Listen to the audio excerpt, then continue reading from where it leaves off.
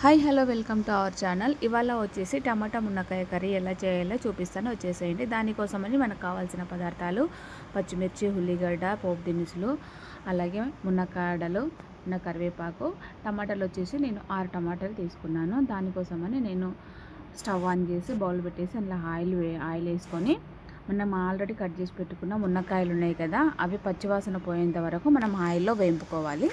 మనకు ఒక 5 మినిట్స్ వరకు ఆయిల్లో వేపుకుంటే సరిపోతుంది. ఈ వేపుకునేటప్పుడే మనకు కొంచెం సాల్ట్ యాడ్ చేసుకుంటే మనకు టేస్ట్ అనేది చాలా సూపర్గా ఉంటుంది.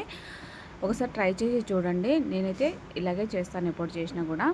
5 మినిట్స్ అయితే బాగా ఆయిల్లో మగ్గనిచ్చుకోవాలి. మగ్గనిచ్చుకున్న తర్వాత తీసి పక్కన పెట్టేసుకోవాలి. మనకి కొంచెం ఈ విధంగా చూడండి, తీసి పక్కన పెట్టేసుకున్న తర్వాత అదే బౌల్లోనే ఇంకొంచెం ఆయిల్ వేసి పోపు దినుసులు, కరివేపాకు,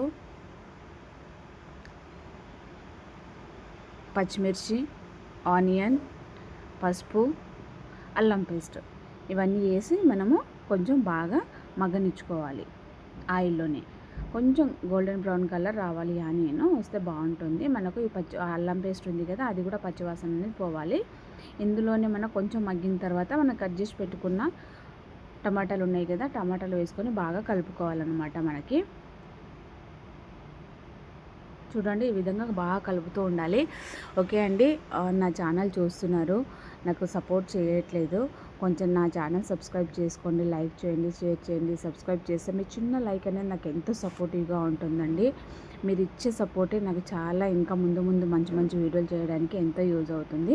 చూడండి, టమాటాలు ఈ విధంగా మగ్గిన తర్వాత మనము ఆయిల్లో వేపి పెట్టుకున్న మునక్కాడలు ఉన్నాయి కదా, అవి ఇందులోనే వేసుకోవాలండి. వేసుకొని బాగా కలుపుకోవాలి.